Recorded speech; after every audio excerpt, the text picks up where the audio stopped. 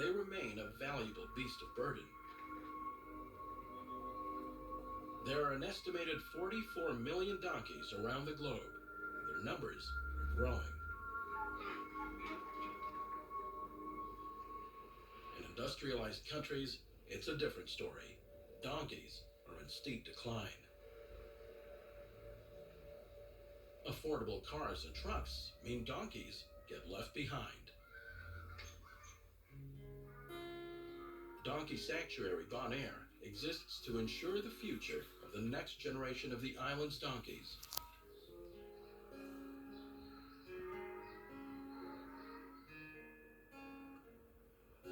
It was established in 1993 to help care for the island's sick and injured donkeys.